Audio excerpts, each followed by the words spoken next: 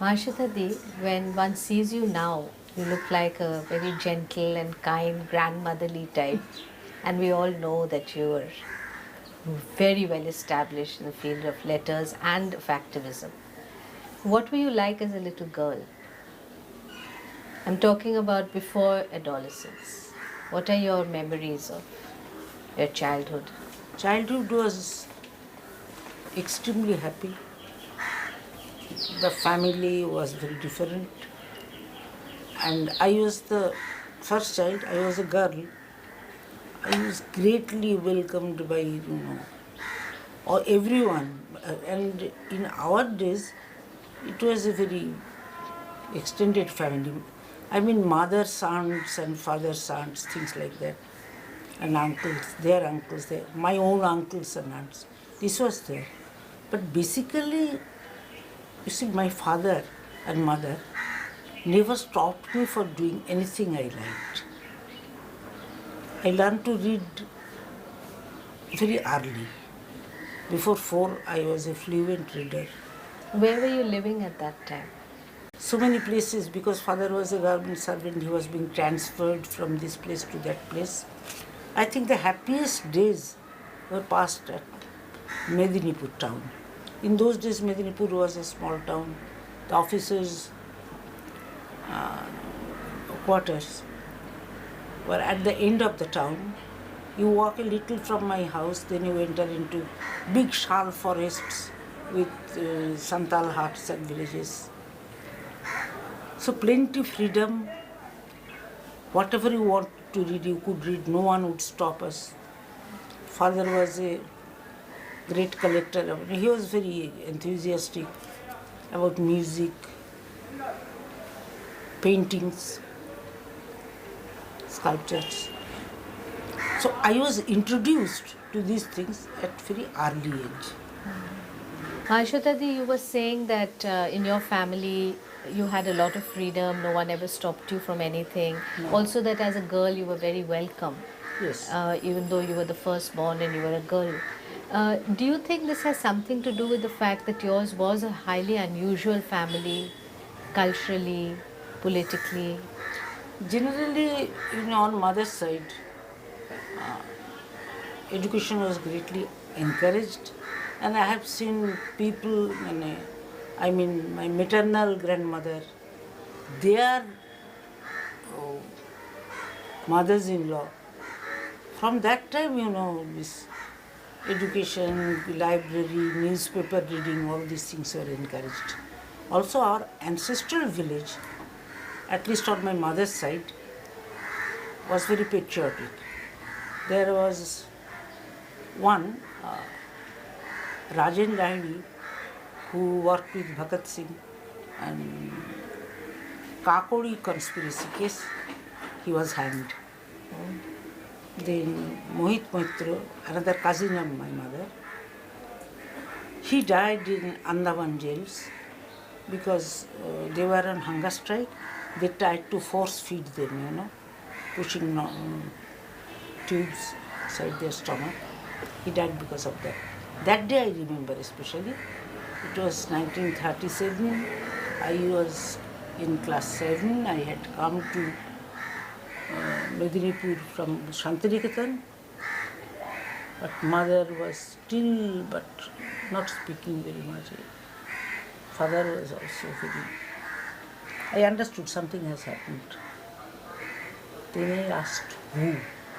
This I could guess that someone has died. My mother pushed the newspaper towards me. Then I read.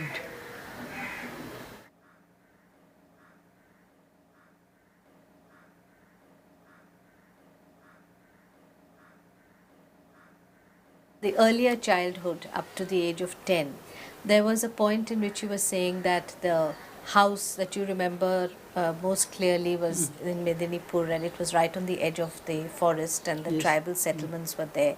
So was that then your first introduction to a culture that was different from Yes. yours, You the might, tribal? you might, yes, you might link those days with my later interest. But later interest was, then I jumped fully into it. At that time, what we found, the Santals, generally people were not very friendly to them. Santals are not denotified tribes. Actually, they are most sophisticated and very advanced. All the tribals are. Somehow they would have to, police would stamp cases on them, and then they would have to go and report at the police station every evening. It was very difficult for them. And they worked on day wage in the government quarters, this house, that house. That also police insisted. If they worked there, they could keep better watch over them. Then when the father asked them, two boys, father would ask them and they said, we have to do it. Father went to the police station and said, they work at my house. I refuse to allow them to come to the police station to report. Whatever report you want, you can take it from me. Come to my office, I'll give it to you. And those boys will go home. Their home is quite far away, in the jungles. So they were, very close to us, and there was a boy. They would, he would tear some leaves and make whistle-like things. And all of us, very lustily, would blow at it. And they always encouraged, patting my back. Yes, hobe. You will be able to do it. Medinipur was fantastic. From childhood, father purchased a cycle for me, so I would cycle anywhere. One day cycling, I, in the meadow behind our house, there was a quite big, what shall we call it? We call it in Bengali pukur. Pond. There was quite a big pond, and it was far away, so people would not come there generally.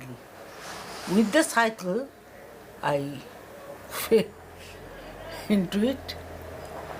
Then somehow I knew swimming, so I came up. But mother said yes, she loves cycling, she fell. And she knows swimming, she came up.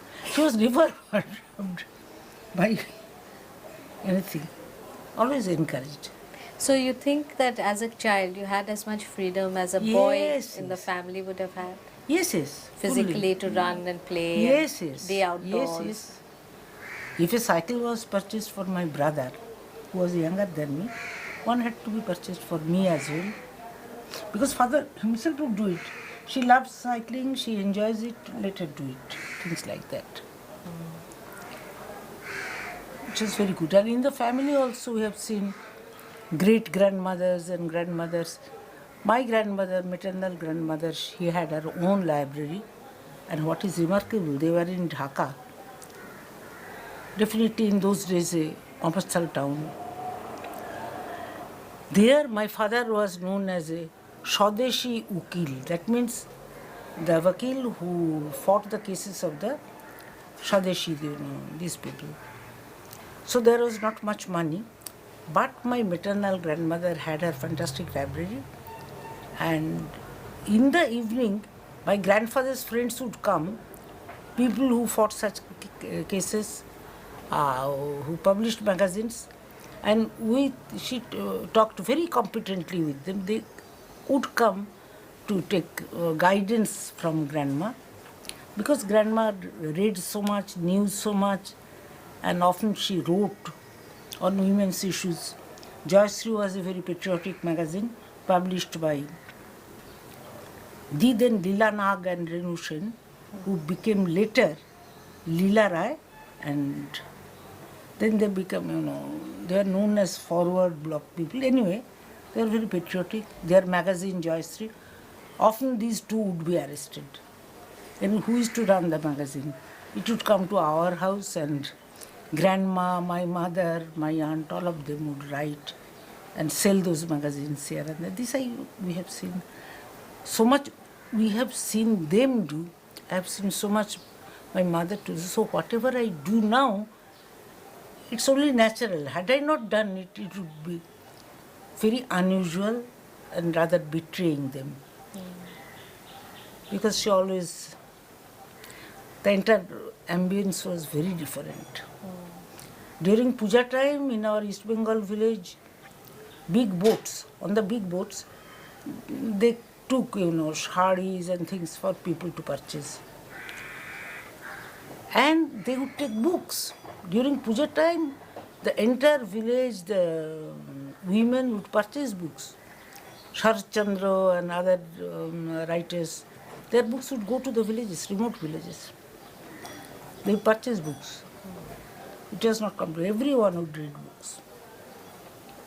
What about some of the magazines? Like Magazines you just of, mentioned like, I Joyce. tell you, the Bosumati was a very popular magazine where Mr. Thomas did all the paintings, his wife, and those are very popular.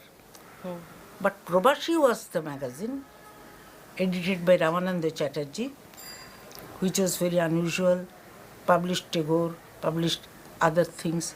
On women's issues, Prabhashi was very, very strong. Any woman passing the secondary examination or becoming a graduate would be big news for Prabhashi. Women writers also wrote there, Sita Devi, Shanta Devi and other writers. They also wrote a lot. Then there was Vichitra. Vichitra was very, very, more on pure literature. But Vichitra is the magazine for which Vibhuti Bhushan Banerjee wrote Pather Panchali. So since all of them are immersed in all these books would come, we would read Parichaya, edited by Sudhin Datta. My father also was a writer for Parichaya. I remember one year in Shantiniketan, in Calcutta, father is not writing anything, and the editor Sudhin Datta is hammering him. Then Sudhin Datta told my mother, "You have to write something." So mother wrote a story. Yes, she wrote a story, and she wrote very well. She wrote especially on women's issues. So that was published in Purichaya. Yes, Parichaya. So did she write often? She wrote, but because father would give someone who would promise to 3 magazines and would not write anything, she had to write. She was forced into writing. Wrote poems, wrote stories. That I became a writer was, my mother felt very fulfilled. Father also felt very fulfilled. So Mahasweta Devi, you said that at around the age of 10 you were sent off to Shantiniketan. Yes. And that you were in the beginning very, very upset by this Very upset. being sent away. Yes. But then you changed your mind after. When I reached us about Shantiniketan, going to Shantiniketan with father was quite an experience because that was December. And from Howrah, we travelled by a train. Then father suddenly remembered, sometime long back I wanted to have another ice cream, which he never allowed. And in those days, Calcutta was fantastic. He went there and purchased 4 ice creams for me. Those were, those days, they would go with those and stop me and buy one. And 1 anna, in those days we knew anna, pies, rupees. So that 1 anna was painted on them. Stop me and buy one. Happy boy ice cream. He brought 4. I stared at him because I was shedding tears, like this. It was very shameful to cry before your parents. I felt very gay. And ate all the 4 ice creams. Then I went to sleep. In the morning, we reached Shantiniketan. He took me to Sri Bhavan, the girls' hostel. And the superintendent came out and said, "Oh, this small girl, her name is such a big one, Mahasweta. Which other name she has?" I said, "Kuku." And from that time, I became Kuku for Shantiniketan. And very soon, I was so absolutely immersed in Shantiniketan. Everything was very new to me. Can you tell us something about studying in Shantiniketan in those years? What was it like? Just 3 years ago, I wrote a book, Amader Shantiniketan. In that, many of the memories I have brought back. First thing was 36, 37, 38. I was in Shantiniketan, class 5 to 7. Tagore was alive, and Shantiniketan was a small place. We could always go to Tagore without, there was no, no one said not to come, things like that. Tagore's granddaughter, Rati Thakur's adopted daughter, Nandini, her nickname was Pupe. Pupe also was in the schools, and after school hours, whenever we found time, we went to Uttarayan. That means Tagore's house. Tagore's daughter-in-law was a very affectionate, kind and saintly person. She would give us plenty to eat. We could, play in the grounds and things like that. Plenty liberty there. Plenty, going out in the scorching sun. When rains came, we would run through those gravelly, absolutely ocean wavy like, reddish saffron, Khwai. We would run to Kopai River. They would push us into the river and ask us to swim. They would be with us. They would save us, all right. That's how I learned to swim, being thrown in the river, turbulent rivers, and then fighting with it. Shantiniketan was fantastic.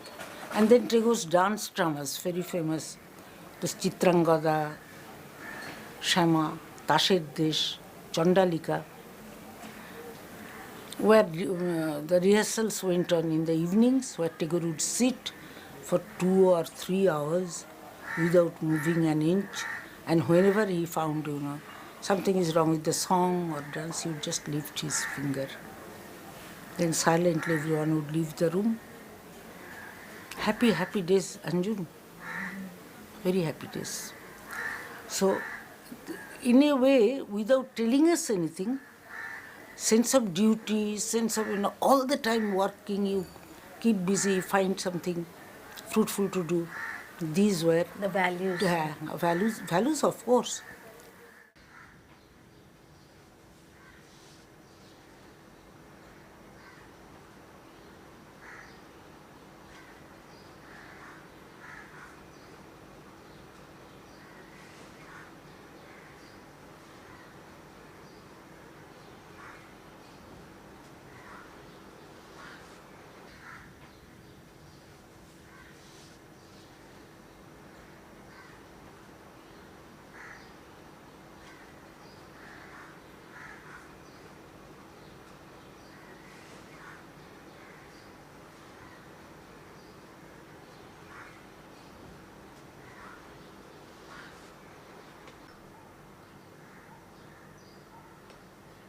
Now let's talk about your writing. Let's start with the first story or the first piece that you wrote. Well, after Shantiniketan, I came to Calcutta. I was admitted to class 8. 1939 it was. That same year, you see, our English teacher, she was very good, also plenty personality, wouldn't talk to us students much. Her elder brother used to edit a very good children's journal. What were the names? Wrong Moshal it was named, and the leading poets and writers of that time, they wrote for that magazine. I was, because father always made me subscriber to all the magazines, children's magazines, this, that. So, avid reader of Wrong Moshal. Then Aparnati comes and gives me one copy of Tagore's, his childhood memories. Amar Chelebela. Chelebela name beshi. It was known. And then she asked me to write a review on that. I was horrified. I said, review? Because review, I have read in class lessons, things like that. But who has heard of review, and one writing review on Tagore also. So, but Apanati was very different. I think I will get it within so many days. So I go and write it.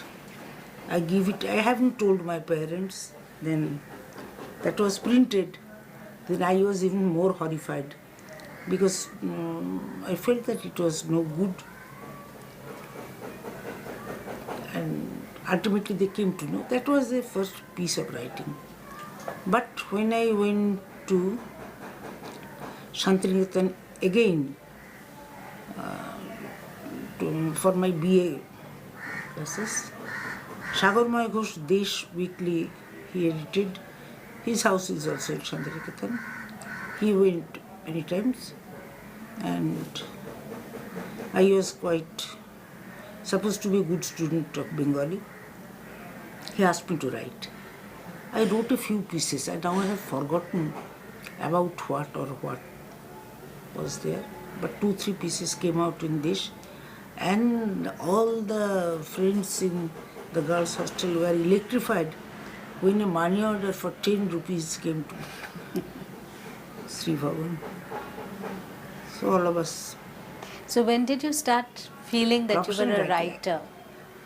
I did not feel that way because I was, my husband wouldn't have jobs, son was small, so many jobs I tried hands at. Like the time I tried to export monkeys to America. Huh? I don't know. You don't know? Oh, which is a very good story because in those days communist families were persecuted a lot. My husband was not trying but not everywhere. Such families were, economically made to feel the crunch. We are being punished, you might say, for belonging to the communist ideals. Was it communist ideals? That also I do not know. Anyway, that was happening. One of my husband's friends came and told me, Madam, would you like to export 15,000 monkeys to America just like this? We live in Shanbajar and it's daytime. After cooking and eating bhat and dal, he tells me to export 15,000. It sounded very unreal, so I said, of course I do. Then I had no idea about things. Then I heard that in America they make, experiments on monkeys for medicine. That it should not be done, that idea at that time had not dawned. I was not very old. So he took me to New Market. Just behind New Market, there was this big patti where these animal sellers were there. A bearded and very dignified looking Muslim told us, what? 15,000 monkeys. He has to submit a tender. And the equation was that me and Sadhan Babu will get 1 paisa a head. But 15,000 paisas, 64 paisas made a rupee. So it was fantastic. We would get something. I said, where from you will get monkeys? He said, why? From Madhya Pradesh. Everything was so easy to him. So all those monkeys, he caught them. By train he sent them. From Bombay station, they would put them in a ship and the American people would have to arrange for that. But then what happened, we do not know. Then my mama, Sachin Chaudhary, comes, who edited Economic and you see, these Bengalis are so bad. I said, what did happen, Bada Mama? He said, some madcaps in Calcutta. I hear there was a woman behind it. He doesn't suspect that it is his niece. So they were here and all those monkeys came and American ships, they were stopped at the ports for something. So all those monkeys in Bombay station put in a crate and there are big demonstrations of Jains and other people. These monkeys are being, they will die of death. I think 1 or 2 died. Starvation. Bombay people are horrified. British time, no, after independence. So they were fed all right. Ultimately, Bombay authorities had to take them to the Western Ghats and unleash them.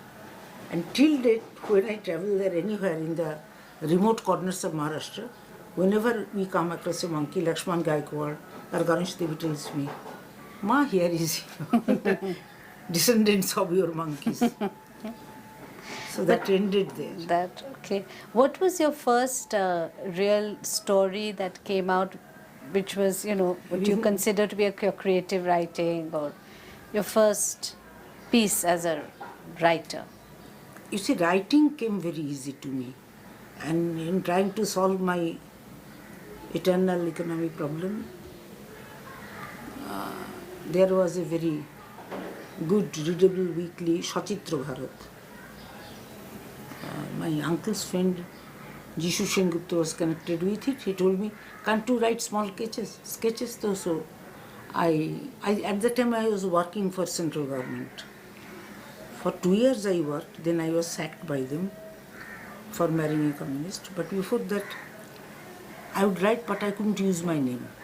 So I took up the pen name of Sumitra Devi and talked about a person who talked incessantly.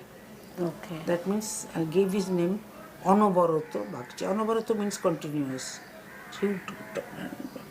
Very light reading, but very readers enjoyed it.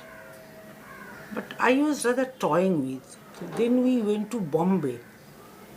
Bijan had to write some story for K. Abbas. It didn't materialize. So ultimately we left Bombay after 1 year when he wrote his film story Nagin. Nagin's story was horrible, but it was a super hit of those times. But this 1 year I utilized because I was in Bada Mama's house. He had plenty That's books. Sachin Yes, Chowdhury. Sachin Chowdhury. And with his card, I would go to Asiatic Society, sit and read, then come back. So how did your interest in the Rani of Jhansi come? No, just because I read the story. Then this rang, old somehow I felt, yes, I have read about her when in childhood in my grandma's library and other books reference to her. Rabindranath's elder brother referred to her all the time. Only that day, the Rani of Jhansi, she has proved her courage and bravery and things like that. Anyway, I read that book. I decided to write a biography. So I had no discipline, what shall I say, I had not come through the discipline of history or anything, or research. I did not see my future. That whole life I will go on researching into strange subjects. I came back and I came across the name of the Rani's nephew who was still living. Actually, when the Rani of Jhansi was married, she was 8 years old. Her father also came with her and settled in Jhansi. And Rani of Jhansi's husband, Gangadhar Rao, was about 30-32. Her father was also 30-32. So after coming here, after her marriage, father also married another 8-year-old girl. And this stepmother and the Rani, they were, close childhood friends, things like that. So Rani's son, adopted son, different Damodar Rao, but her nephew, Govind Chintamani Pandey, I came across him, and he was a member of one of the History Congress members. So that year, History Congress took place in Ahmedabad.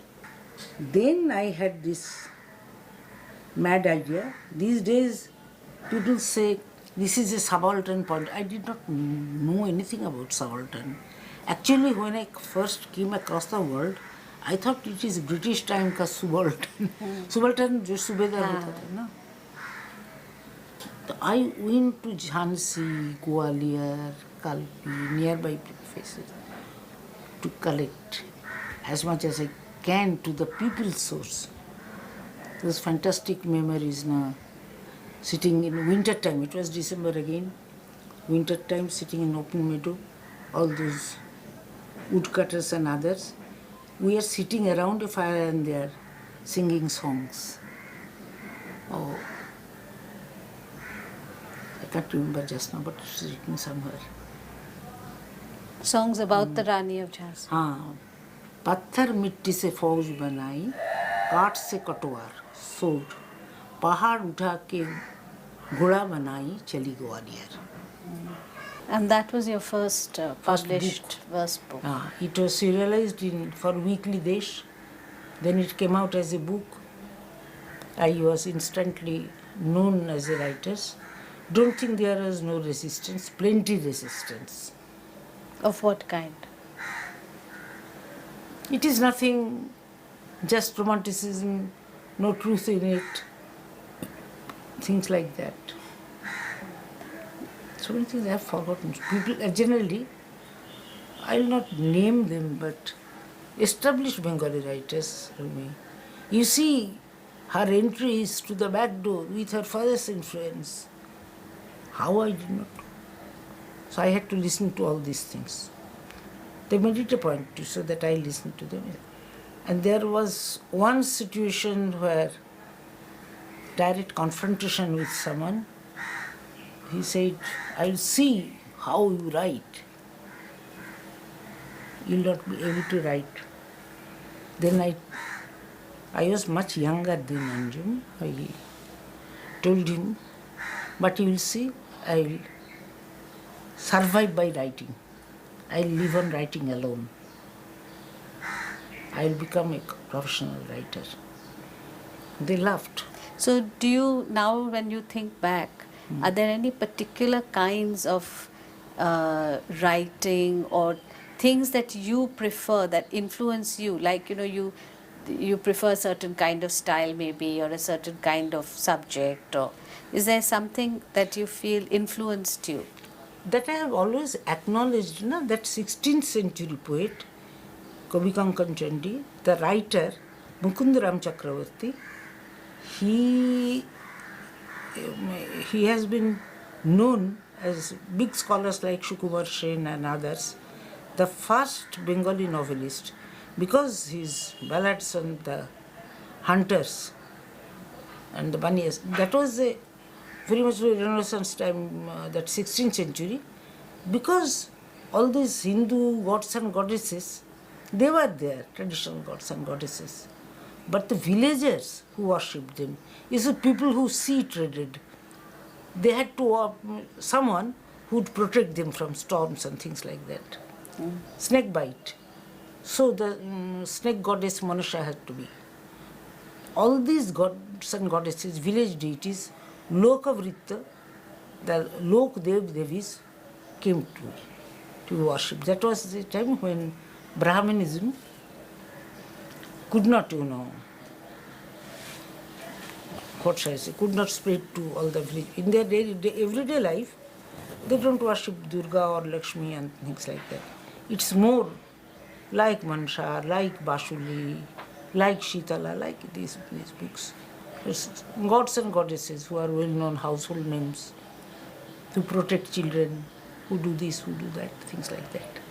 That was, and historically, all over India, in England or Europe, liberal humanism, Renaissance, or you call it, but in our country also, like Chaitanya, who declared that you need not go to a temple, you need not go to a mosque. Sit in your house and worship the God, and that's puja. Like Mirabai, Nanak, Tukaram, Kabir, that was the time, these rigidities were going, people's point of view were taking place in religion, and it was a movement, one kind of movement. Casteism was not so strong with the Vaishnavas and these people.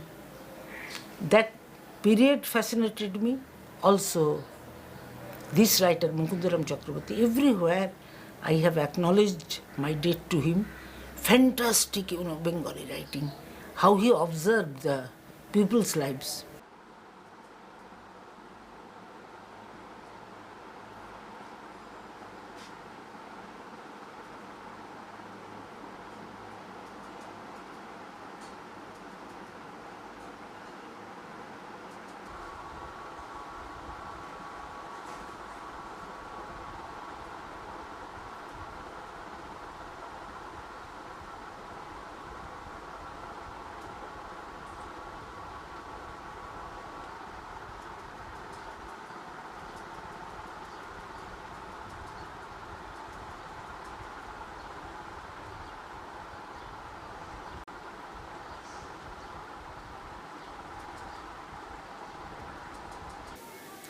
Mahasweta Devi, why don't you tell us about how you first began to visit the tribal areas and what prompted you to do it?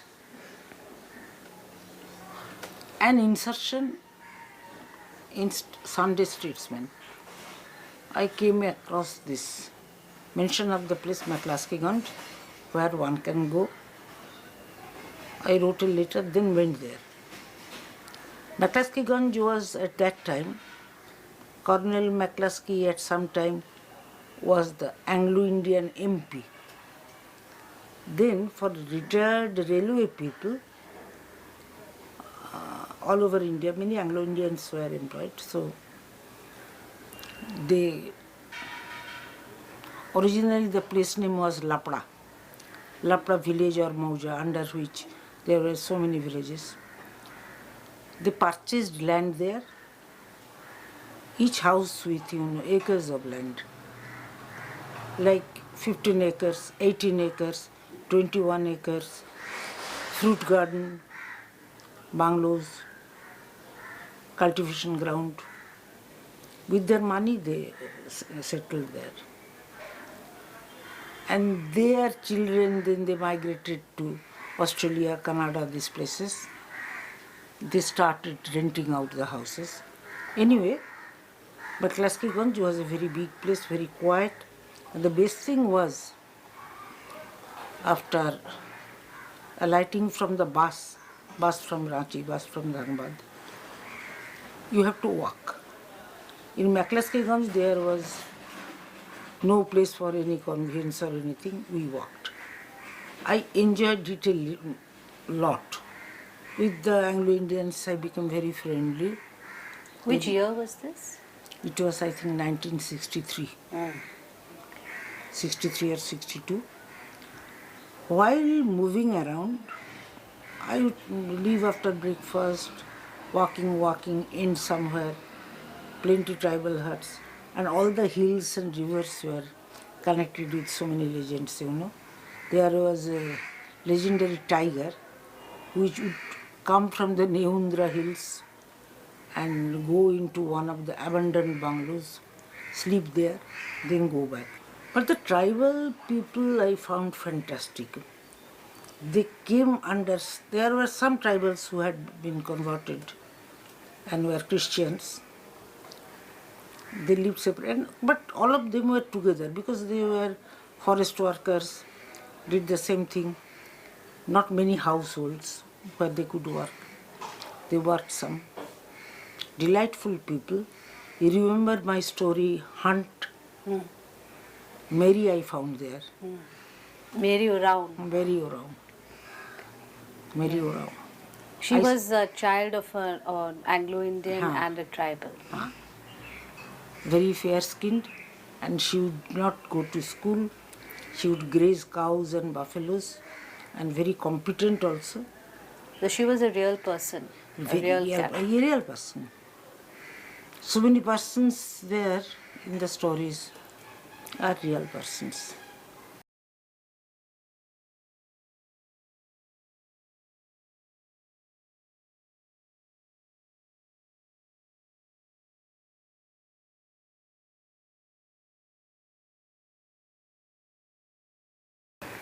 So Mahasweta Devi, you discovered the tribals when you went to McCluskey.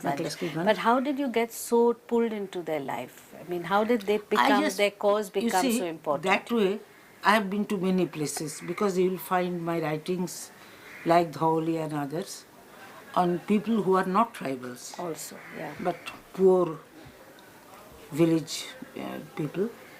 I would go anywhere, I had this madness in me. I would walk to their houses, be very well received, sit with them, talk with them, often sleep in their houses.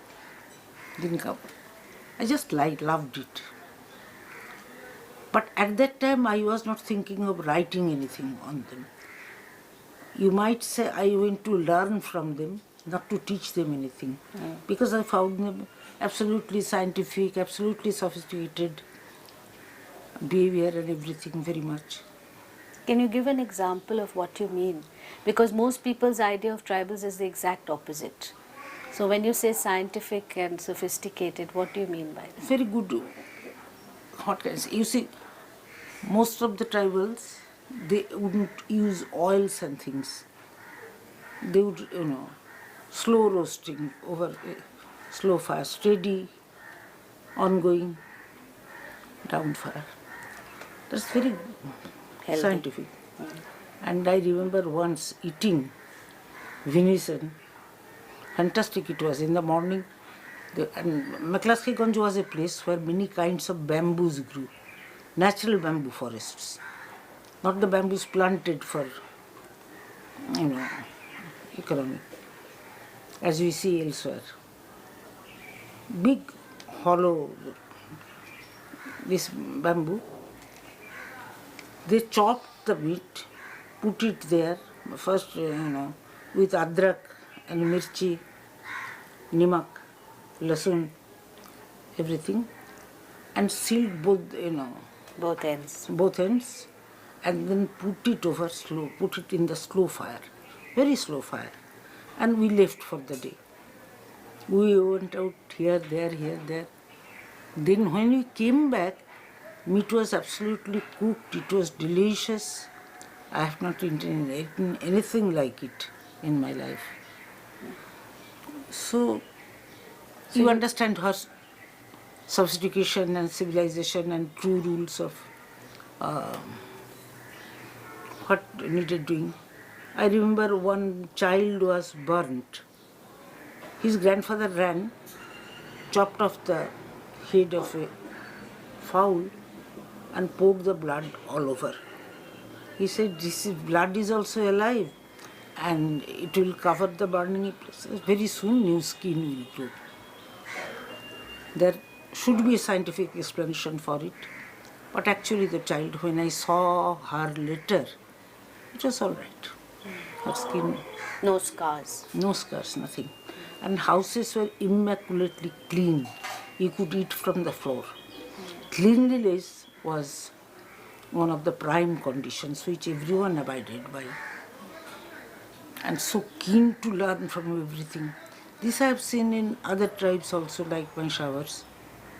They said, why do you use glasses? Why do you have to have a lantern or a torchlight?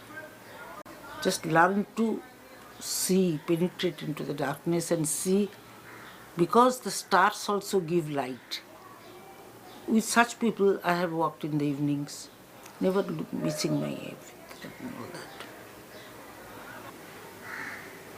So Mahasweta Devi, over the years, you've done many different kinds of things. You've been Yes. a supplier of monkeys, as you were telling us. You've also been a salesperson, a school teacher, a roving reporter for Jugantar. So can you tell us a bit about these different phases and also the kind of writing that was linked to them in the different times? You see, as I have told you, I was over energetic. Always, nowadays, it wouldn't, women just did not do so many things.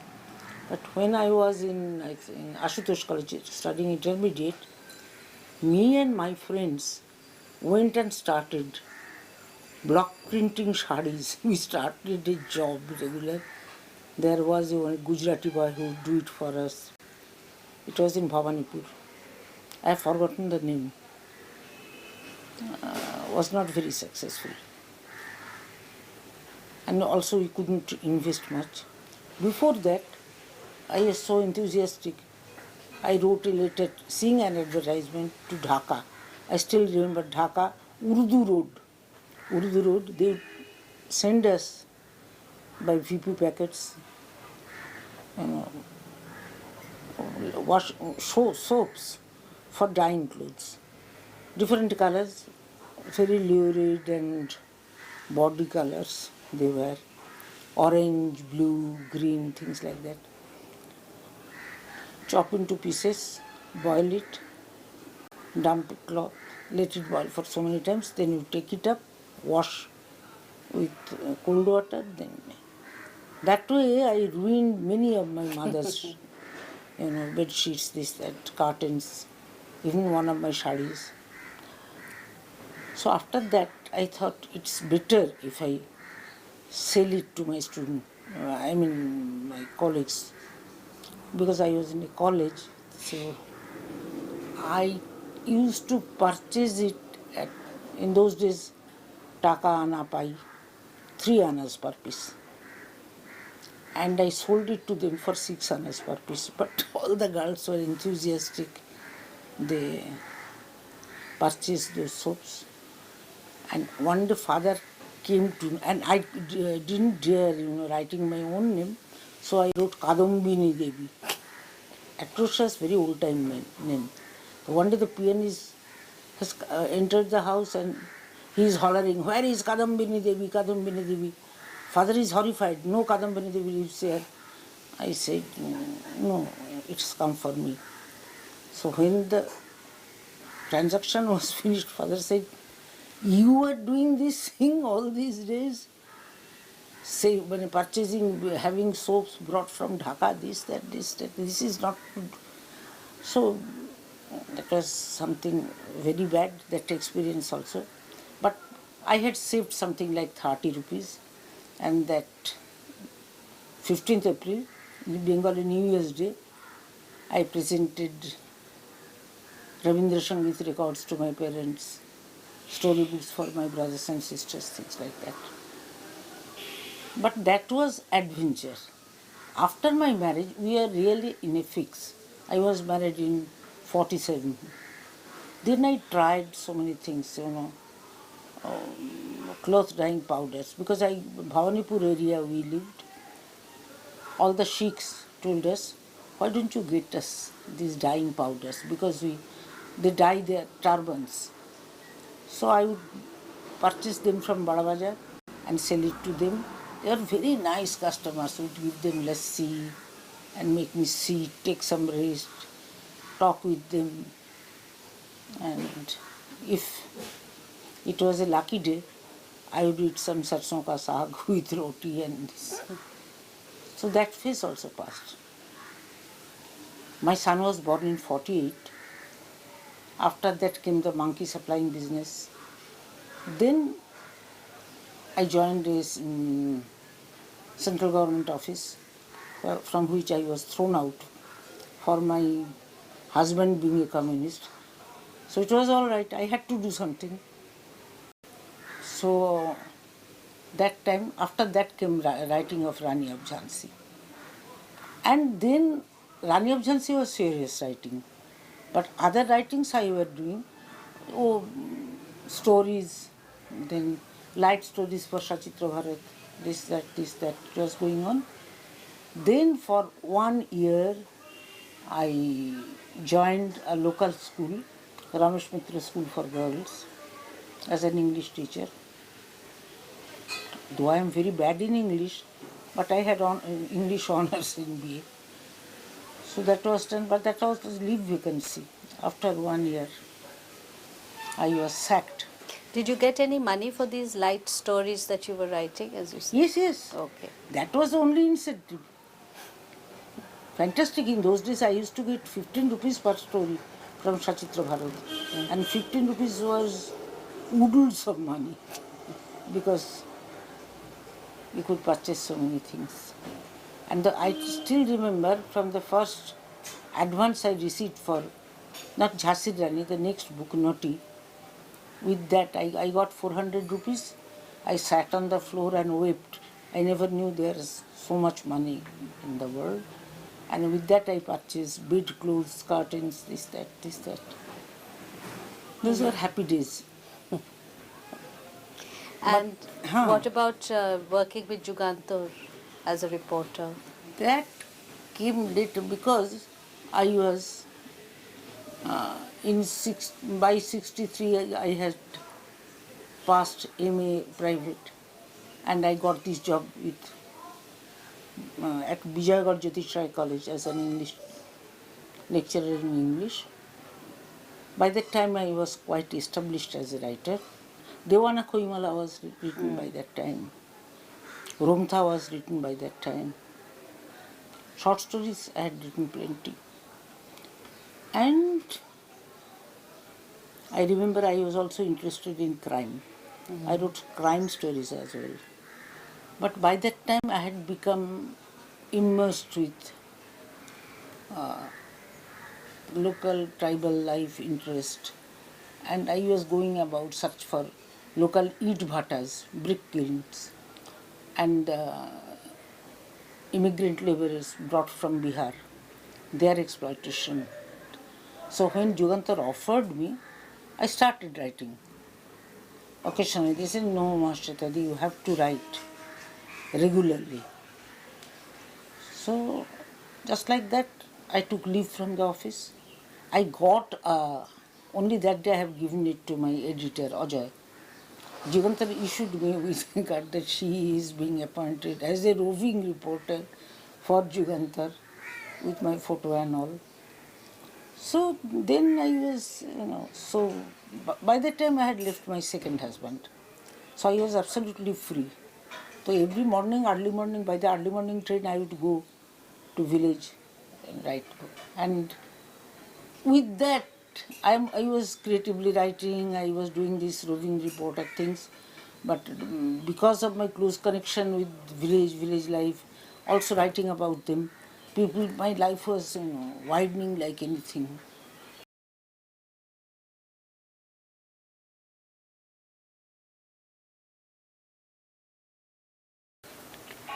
Mahasweta Devi, let's talk about Bortika, the journal that you have been bringing out for so many years. Yes. It was started by your father as a literary journal, and As then a you literary changed journal. it. So can you talk Yes. about that?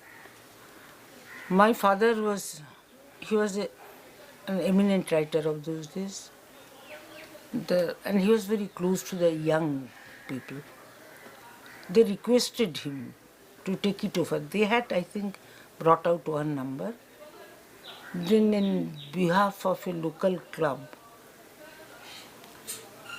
this became their magazine. Father started editing it and encouraged many writers who later became well known, like Syed Mustafa Siraz, like Pulokendu Babu, Pulokendu Singh, and Abul Bashar. All of them have written for his magazine. He died in 79.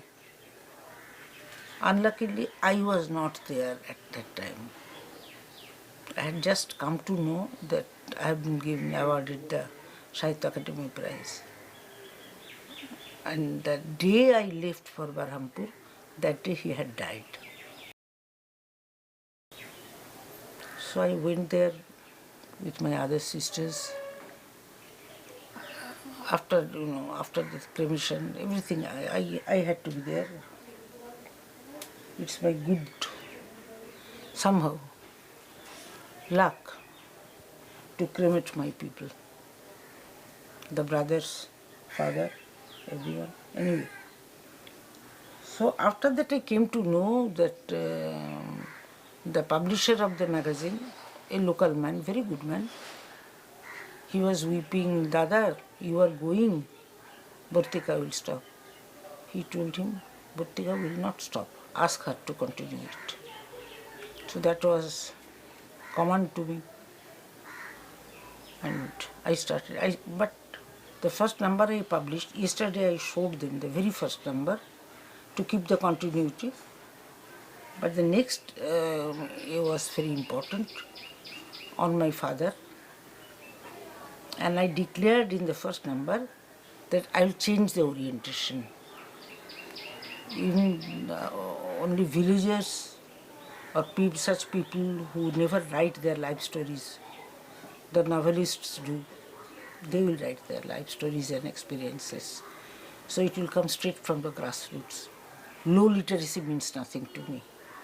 Class 4 onwards, whatever be their literacy, anyone who can write Bengali, they will write for my magazine. And then I started, with increasing popularity in the villages.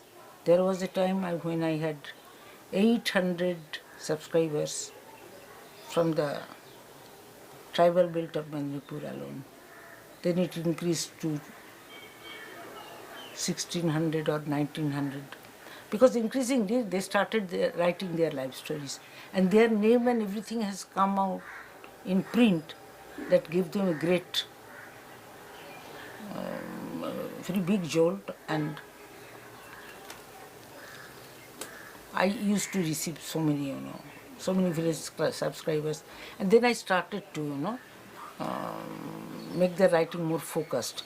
Are you an agricultural laborer? Then these are the points you should pursue. If you are a village school primary teacher, these are the points. Are you a cycle rickshaw puller in a small town or a village? You have to. So many categories are there. And plus that, not only village, rural Bengal started being documented. Then the very first, one number was on tribal women, Muslim, women, but village tribal women, village Muslim women, like that. Writing their own stories. Writing their own stories. Do you remember about Chuni Kotal, the Lodha girl, who had to commit suicide? She was the first woman of her tribe who Yes, had got a graduated. BA. Yeah. Chuni Kotal was like a daughter to me. She would come to me all the time to Calcutta. Then she joined in Midnapur, the tribal girls' hostel, and she was also a student of the Midnapur University, Vidyasagar University it is called. Chuni wrote her life story. She would tell me, no Didi, I can't do it. I said, you can't do it, you have to do it. Chuni wrote her life story for the first and last time for Bortika. And after her death, everyone has borrowed from it, and whatever they have written is based on Bortika. But Lodha's, hunger for literacy was more in the Lodha's. So on them, written by them, their life stories, school children writing poems and prose pieces, those numbers I have brought out. 5 numbers on the Lodhas alone, on the Santals 2, about the Munda tribals 1, and others also. Then closed down factories, then life of cycle rickshaw pullers, on so many subjects. For Bortika, was there any other particular incident you can remember where maybe certain kind of information came into the journal from women which helped with their lives? Yes, yes. My mother was a source of such stories because she was very nice and very severe also, very strict, with all the village women who after Bengal partition came to work. She would take them. And my mother was remarkable. She would take the local Harijan children who were not allowed in the tea shops. Their children, she was a short person. She went there and her pallu would be under her armpit because it would slip. She was that way not very. So she would go to the school and say, these boys, I have come to admit these boys and girls. That was never done before in Berhampur. Caste dominated. These people were untouchables because for municipality they were, they carried shit on their heads. In those days, those were not non-sanitary latrines. They said, how to admit them?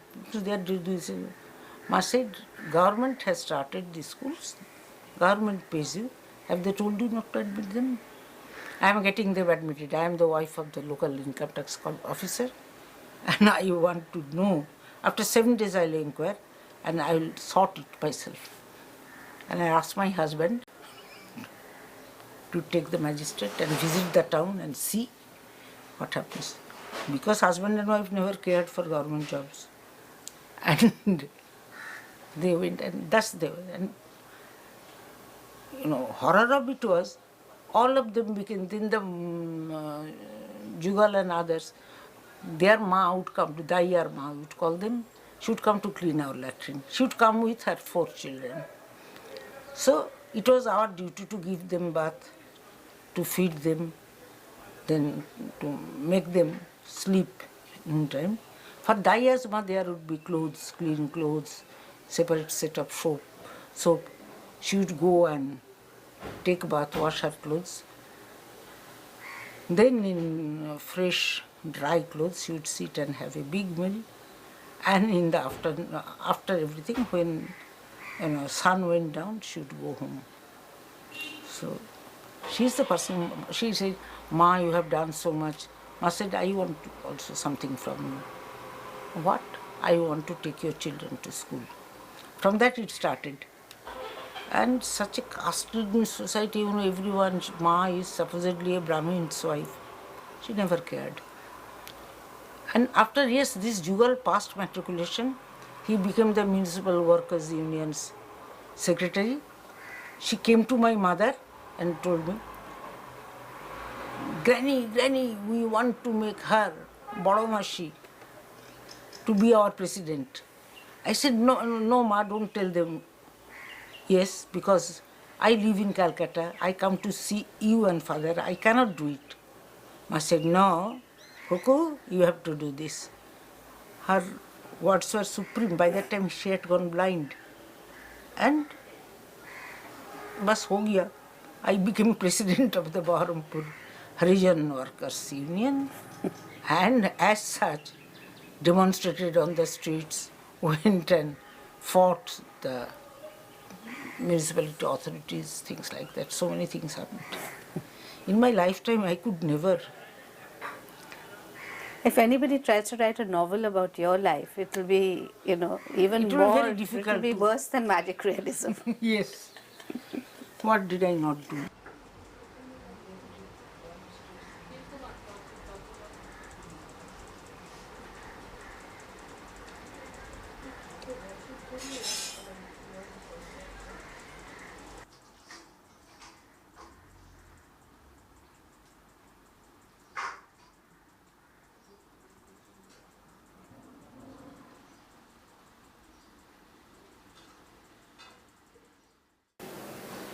Mahasweta Devi, in most of the stories that you have written, the characters or the locations or the subject is about the most marginalized and dispossessed segments of our society, the people who are leading the most suffering kind of lives. Yes.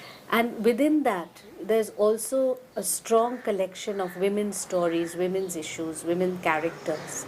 Now, how do you feel about this whole? Because some people do think that you write more about women's. Do you agree with that, and how do you feel about the whole thing? I try to write about the entire class. Class-wise they are exploited. Men, women, children, all. Women's issues are women suffer more because they have a body. But also, women suffering peculiarly, it's continuing for thousands of years. It starts from home, it starts outside, when she is an adolescent, when she is just growing up. Do you not read in the newspapers a 7-year child is gang raped? Girls. Only that yesterday I read that a girl child was born and the newborn child was left on the roads of Howrah. Things like that. It's a continuous process. You remember the story Chinta? Chinta had to pay such a price. She had to sell both her daughters. She had to pay such a price because she had, after being widowed, she left with another man. That's why. These things happen even in their society. A man goes and marries another girl, brings her home. Nothing. In their society also, their society is also very, very cruel against women. About the tribals, I will not say so. Tribal society is entirely different. Girl child is very welcome. No difference between a boy and a girl. The entire attitude is different. So it is something, why different? It must be something which has been going on for thousands of years. They are carrying it in themselves.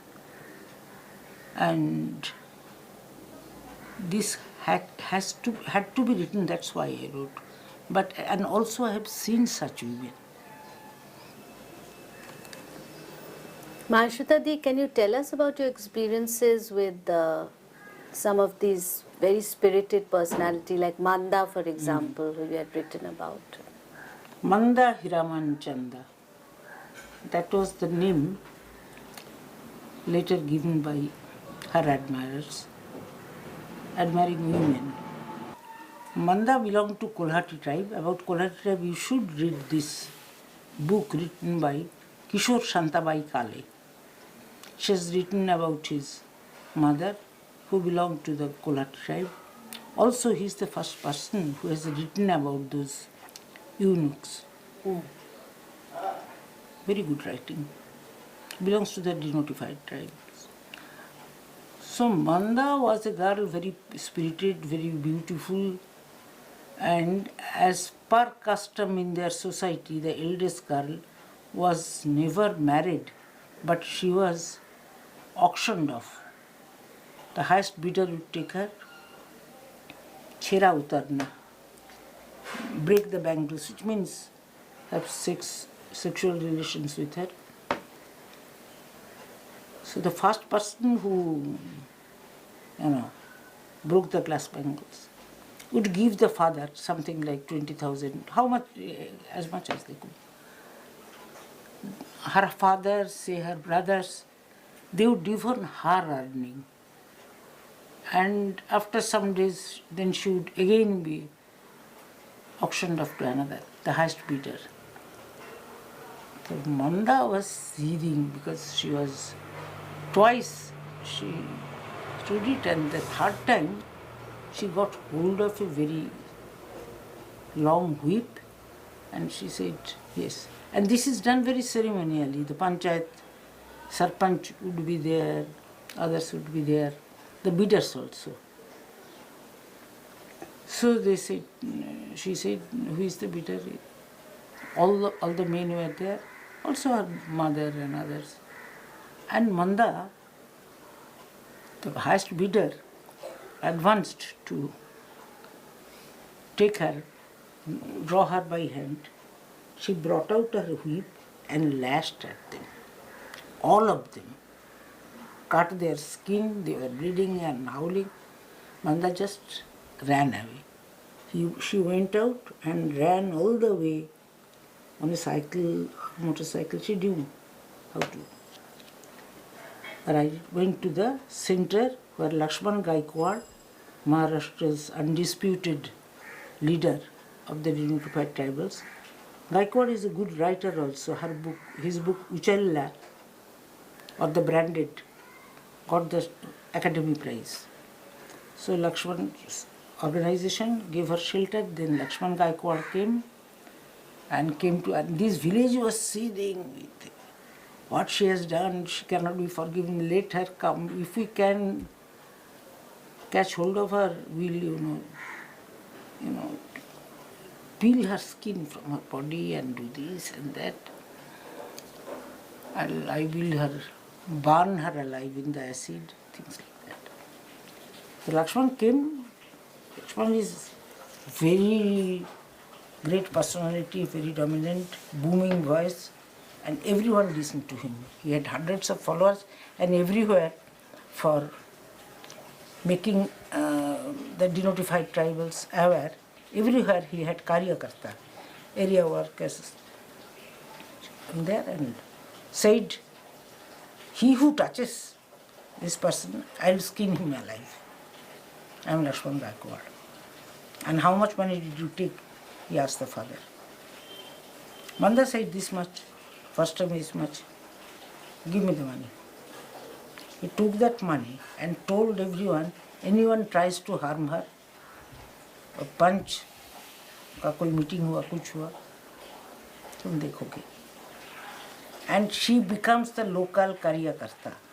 You'll have to listen to her. And with that money, he went to the heart of Jamkheda, and there, Kolhati women who do this, they are, music and dance, this is their profession. Then they have to earn that way and give it to her, Malik, for the time being. So their double-storied wooden structure. Manda lived upstairs, I went to that house. Downstairs is their stage. In Maharashtra, this is traditional Tamsha theatre. And Manda's whip was hanging there. Hurry was that you come, purchase the ticket, see, dance, listen to songs. see our dramas. Anyone trying to touch the girls, I Whip. flay him. And she was given a bullet bullet brand motorcycle and her famous whip. With that, Banda in Salwar Kameez goes everywhere. Listening to you talk, very often what comes up is that you seem to be very comfortable with the people's approach towards religion. Yes. But at the same time, I know in many of your stories you have really critiqued the way religion has exploited people in society. So, what is your position on religion? I mean, how do you feel about it? When you see something, people, religion, you say, I know, I don't know. No, I personally do not do worship. But the maid who works for me, she does. That's all right. Because religion is something in village life. We have nothing else. It is whole. This is very important because in the old days there would be all over India, around religion, around such sabhas, there would be, melas. People would come, get some solace, and they would get melas. And very important was, they would, from memory they would recite all the old traditional. And it's very interesting all over India, in every state, in segments, especially where tribals are. This Ramayana and Mahabharata has different versions. The Vili version has come out. My good friend Bhagavan Bhai has written it. This is due to Ganesh Devi's doing. It's fantastic. The Shantanu, father of Bhishma, he was originally a Medak, a frog. And he was going, cows trampled up, things like that. So all these stories were narrated there. It was in a way an institution for learning and narrating and things like this. So what is so bad about religion? Because in a village they are narrating Mahabharata in the old style. But ask these Kulati tribes, their version of Mahabharata would be different. Living in the same village. Extremely interesting. Source of traditional knowledge, oral tradition. Oral tradition I respect very much.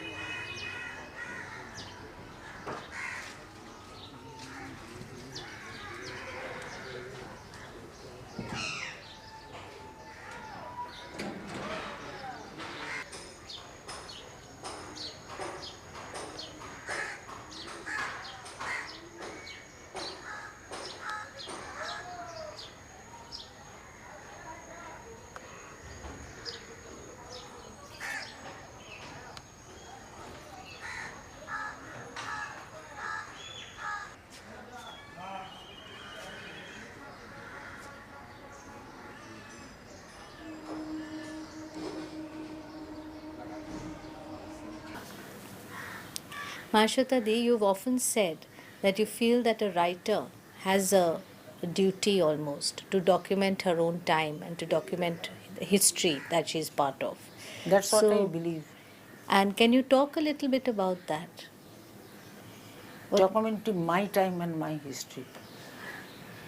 And I increasingly find that my history, when I say my history, it becomes actually the very old, very permanent, on-flowing history.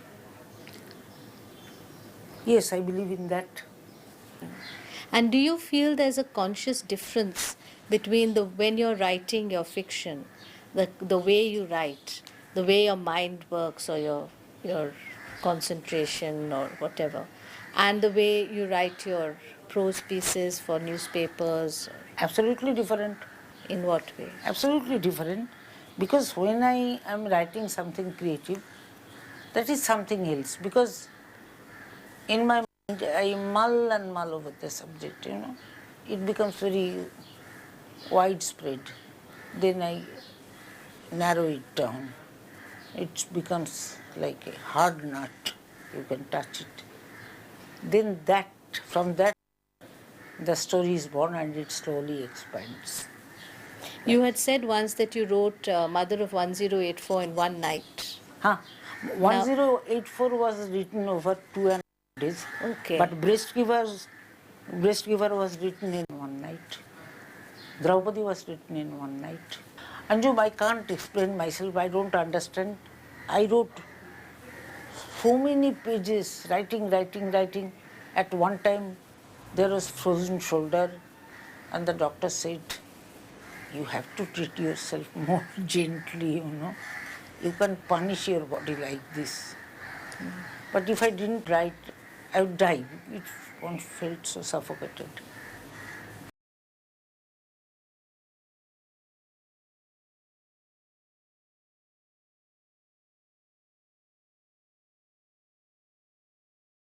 Mahasweta Di, what is your relationship with the whole idea of feminism? I've heard you on this subject before, so do you consider yourself a feminist? Do you like to be called a feminist? Might I answer it like this? You see, and in my lifetime, I have not read Marx or Lenin or Mao Zedong, anyone. But from my writings, people bring out Mao. This is on the lines of Lenin and Marxism. I've never read it. So if from my writings,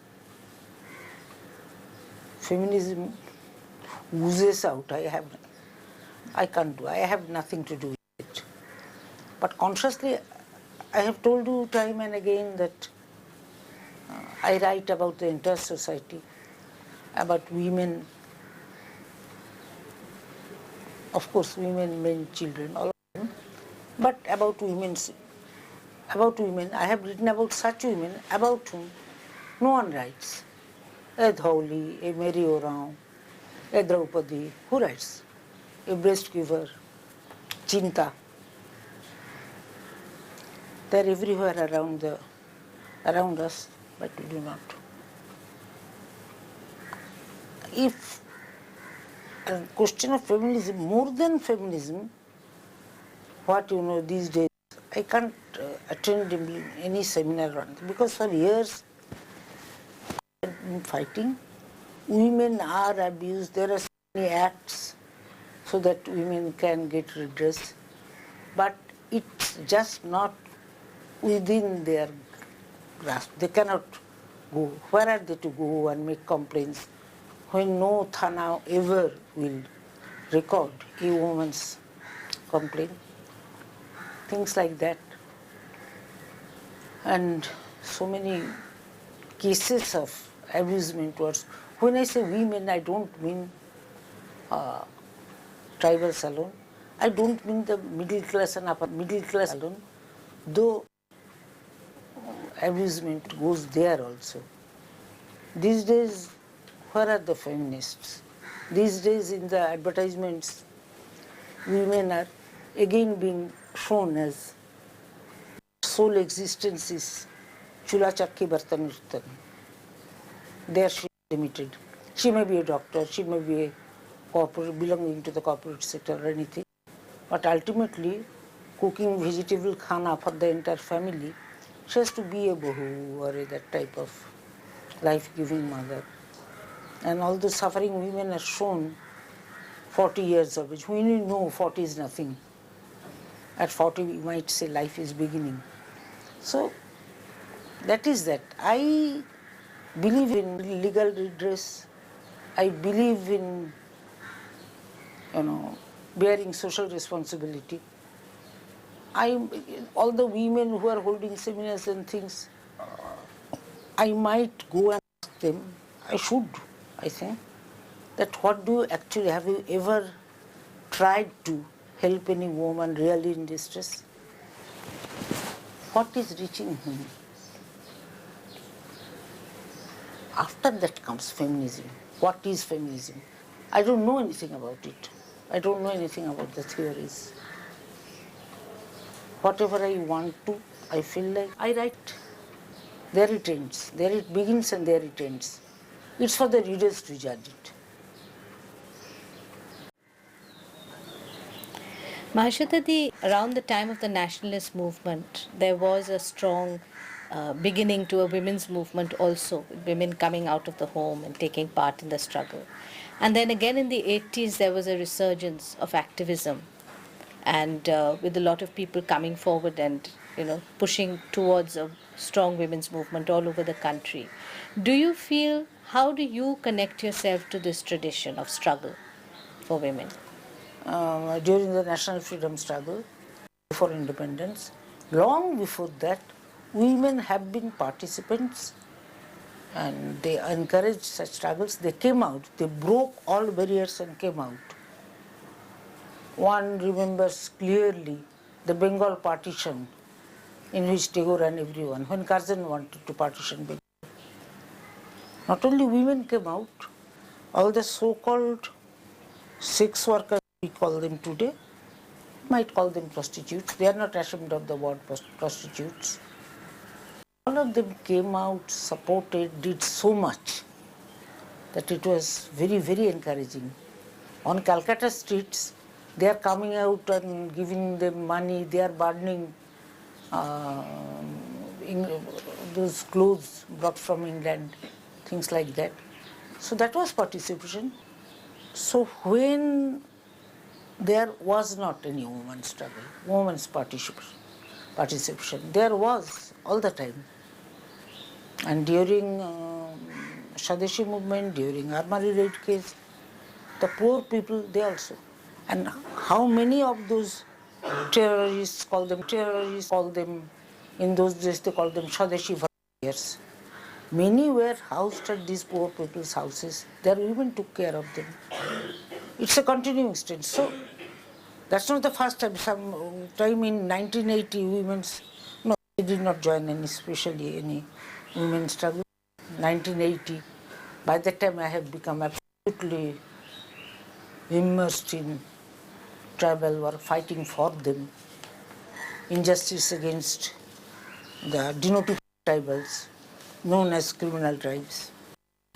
And I had my writing to do. Other movements were here and there.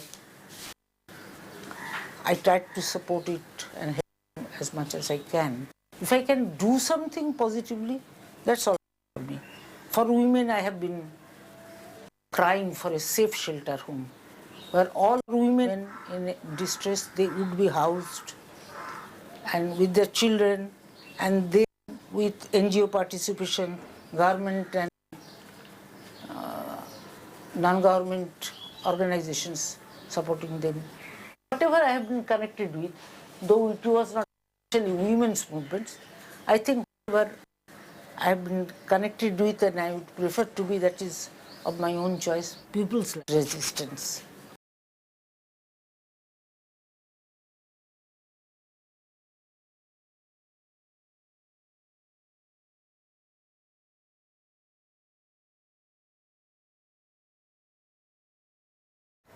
Bortika's first issue is this. Bortika believes that the real India lies in the agriculture and forest-based Gram Bharat, village India. About the village and village's life, Bortika means to publish writings. Bortika believes that the fittest writer would be the village people, because their life is a ceaseless battle against hunger and exploitation.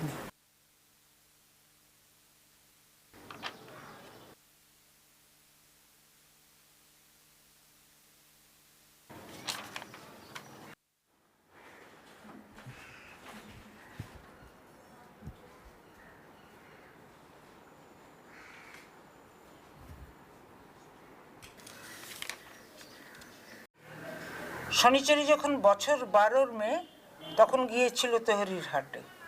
কেন যাবে না বলো? ঝুকঝুক রেলগাড়ি চেপে কামরার মেঝেতে বসে এ ওর উকুন বাঁচতে বাঁচতে তেহরির হাটে যেতে সবাই চায়। শনিচরি গিয়েছিল ঠাকুমা ওর এং আজ্জির সঙ্গে। এং আজ্জি জানে যত সাত কেলে বাসি কথা, শোনাবার লোক পায় না। বুড়ি নিজে কানে শোনে না, গল্প বলার শখ তার। গাড়িতে চেপে শনিচরি বুড়িকে বেশ হেলান দিয়ে বসিয়ে দিয়েছিল। বলেছিল, ঠাকুমা, সেই বোকা জামাইয়ের গল্প বলো না, শুনতে শুনতে চলে যাই। শুনবি? তবে শোন, বলো না। বোকা জামাই তো শ্বশুর বাড়ি যাচ্ছে। যেতে যেতে যেতে যেতে যেই না দেখেছে ওর ছায়াটা সঙ্গে সঙ্গে যাচ্ছে, সেইও ভেবেছে এ বুঝি একটা কালোপানা লোক হবে। এই না ভেবে বোকা জামাই করেছে কি, একটা পিঠে দিয়ে বলছে খাও। সে গল্প শুনে শনিচরি হেসে বাঁচে না। কি বোকা গো লোকটা, নিজের ছায়াকেই বলছে খাও। কিন্তু এং আজ্জি কি কোনোদিন কোনো গল্পের শেষ পর্যন্ত বলেছে? বলতে বলতেই তার চোখের পাতা বন্ধ। দ্রৌপদী তাঁর সামনে এসে দাঁড়ায়, উলঙ্গ, উরু ও জরিকেশে চাপ চাপ রক্ত, স্তন দুটি ক্ষতবিক্ষত। এ কি? তিনি ধমকাতে যান। দ্রৌপদী আরও কাছে আসে, কোমরে হাত রেখে দাঁড়ায়, হাসে ও বলে, তোর সাধারণের মানুষ দপ্তি মেছেন, বানিয়ে আনতে বলেছিলি, তা কেমন বানিয়েছে দেখবি না? কাপড় কই ওর? কাপড় পরছে না স্যার, ছিঁড়ে ফেলেছে। দ্রৌপদীর কালো শরীর আরও কাছে আসে। দ্রৌপদী দুর্বোধ্য, সেনানায়কের কাছে একেবারে দুর্বোধ্য, এক অদম্য হাসিতে কাঁপে। হাসতে গিয়ে ওর বিক্ষত ঠোঁট থেকে রক্ত ঝরে এবং সে রক্ত হাতের চেটোয় মুছে ফেলে দ্রৌপদী কুলকুলি দেবার মতন ভীষণ আকাশ চেরা তীক্ষ্ণ গলায় বলে, কাপড় কি হবে? কাপড় ল্যাংটা করতে পারিস, কাপড় পরাবি কেমন করে? মরদ তু। চারদিকে চেয়ে দ্রৌপদী রক্ত মাখা থুতু ফেলতে সেনানায়কের সাদা বুশশার্টটি বেছে নেয় এবং সেখানে থুতু ফেলে বলে, হেতা কেউ পুরুষ নাই যে লাজ করব, কাপড় মরে পরাতে দিব না। আর কি করবি? লে কাউন্টার কর, লে কাউন্টার কর। দ্রৌপদী দুই মর্দিত স্থানে সেনানায়ককে ঠেলতে থাকে এবং এই প্রথম সেনানায়ক নিরস্ত্র টার্গেটের সামনে দাঁড়াতে ভয় পান, ভীষণ ভয়।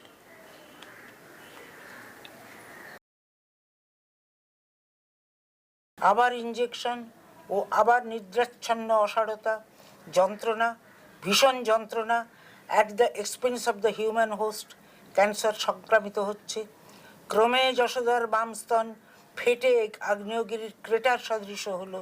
পুতিগন্ধে কাছে যেতে কষ্ট হয়। শেষে এক রাতে যশোদা বুঝলো তার পা ও হাত ঠান্ডা হয়ে আসছে। ও বুঝলো এবার মৃত্যু আসছে। চোখ খুলতে পারলো না যশোদা, কিন্তু বুঝলো কেউ কেউ তার হাত দেখছে। ছুঁচ বিঁধল বাহুতে, ভেতরে শ্বাসের কষ্ট। হতেই হবে, কারা দেখছে?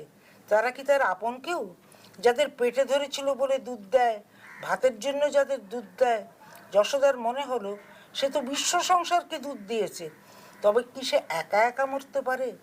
যে ডাক্তার রোজ দেখছে, যে ওর মুখে চাদর টেনে দেবে, যে ওকে ট্রলিতে তুলবে, যে ওকে শ্মশানে নামাবে, সে যে ওকে চুল্লিতে দেবে, সেই ডোম, সবাই তার দুধ ছেলে। বিশ্ব সংসারকে দুধে পারলে যশোদা হতে হয়, নির্বান্ধবে একলা মরতে হয়, মুখে জল দিতে কেউ থাকে না। অথচ শেষ সময়টা কারো থাকার কথা ছিল। সে কে? কে সে? সে কে? গাঙ্গর নিঃশ্বাস ফেলে ঘন ঘন, ক্রোধে ক্ষণক্ষণে গলায় বলে, শুনতে পাচ্ছ? সবসময় বাজাচ্ছে, গাইছে, পিছনে লেলিয়ে দিচ্ছে ছেলেদের, চলিকা পিছে চলিকা পিছে। না গাঙ্গর, তুমিও বহুত হারামি বাবু, আমার ছাতির ফটক উঠাতে না। বেশ দেখাচ্ছি, কিন্তু পকেটে যা আছে সব নেব। লণ্ঠনের সিলুয়েটে গোদামের দেওয়ালে দুটি ছায়ার ভায়োলেন্ট আচরণ। গাঙ্গর চলি খুলে ফেলে সেটা উপিনকে ছুঁড়ে মারে। দেখো দেখো, খড়, ভুসি, ন্যাকড়া, দেখো কি আছে।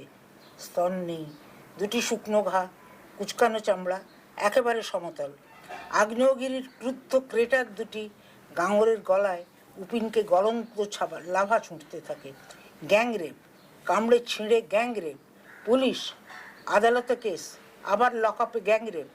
উপিন বেরিয়ে আসে, তখনও গাঙ্গর চেঁচাচ্ছে, কথা বলছে, দমাদম লাথ মারছে কোরোগেটের ট্রেনের দেয়ালে। উপিন ছুটতে থাকে। চলির পিছনে কোনো নন ইস্যু নয়, পিছনে গ্যাংরেপ থাকে। কোনো নন ইস্যু নয়, গ্যাংরেপ থাকে। উপিন জানতে চাইলে জানতে পারত।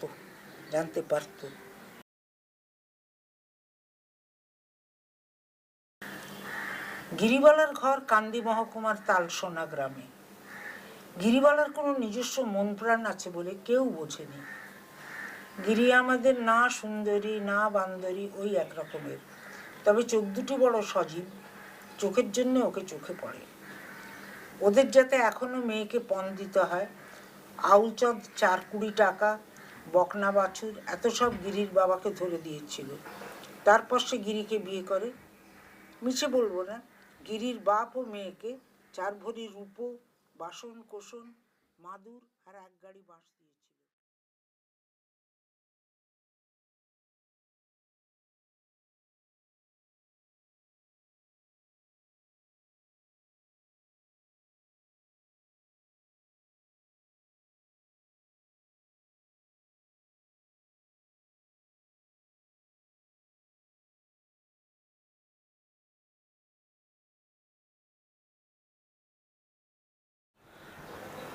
মরণ শিওরে দলাদলি করে কেমনে বাঁচিবি বল, সোনার বাংলা হলো শ্মশান, একসাথে সব চল, সোনার বাংলা হলো শ্মশান। গায়ের কিষান পাঁচু রহমান শুয়ে ওইখানে কাটে না তো ধান, দুয়ারে কান্না মাগো, দুয়ারে কান্না মাগো, একটু ফ্যান কে তাহা শুনিবে বল, সোনার বাংলা হলো শ্মশান, একসাথে সব চল।